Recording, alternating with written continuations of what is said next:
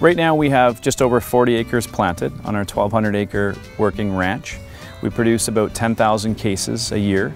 First and foremost, it's a place that people can gather, kick back, relax, have fun, learn, and we love seeing the smiling faces each and every day. I think when people come out, they'll have an opportunity to look over basically the entire winemaking process. So, we'll have a number of these custom tanks that we had handcrafted in Germany for us.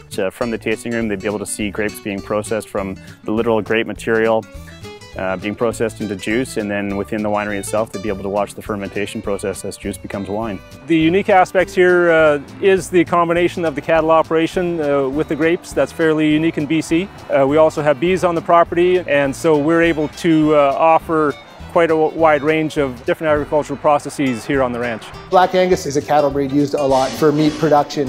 It has good muscle to bone ratio. And there's certain cuts, leaner cuts in the hip area that you can use that are really conducive for jerky, which is nice and lean, no connective tissue and stuff like that. So cleaned up the muscles to a spot where we could get a nice even slice on it.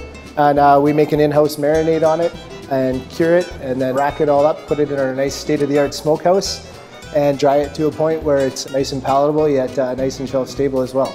Permaculture is taking everything back to as close to normal and natural as possible. With the bees, their main reason for being here is because of the hascaps. They flower early in March, and we have the bees close at hand to make sure that the pollination is complete. Being able to utilize different aspects of the land base here. I just love the fact that we can make the ranch ever more productive. There's so much potential here in terms of the climate we have and the irrigation water that the South Thompson River gives us. It allows us to do so many things here. We've taken basically a hayfield and turned it into a vineyard, and a very healthy and vigorously growing vineyard. So we're very proud of that. We harvested over 100 tons of grapes off the vineyard last year, and looking to harvest probably 120 tons this year. Part of our selection process and what grapes we plant, we've elected to grow some unique varieties such as Marquette as a red grape or Le Crescent as a white grape.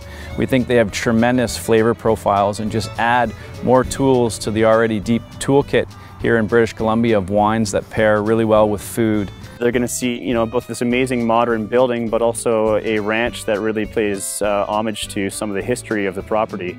It's an incredibly historical property. We've got Billy Miner, who did his last train robbery on this property. I talked a little bit about the geology, which makes this property extremely interesting. You get an opportunity to look over to our other vineyards on the other side of the river there.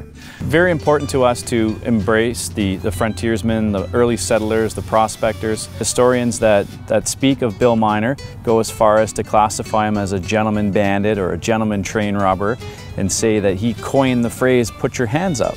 Sort of a nice guy as he robbed you.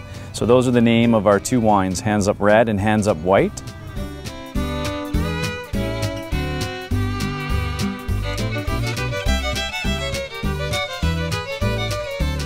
My two favorite things, food and wine working together. And as we continue to develop that program, I think there'll be more and more applications where people really understand our cheeses, our meats, how they interact with each of the different wines. It enhances today's guest experience. I think the parallels of quality amongst all of our products are identical. And I truly believe that with the amount of land and the diversity of land, that the sky's the limit as far as programming the space so that it can appeal to so many people.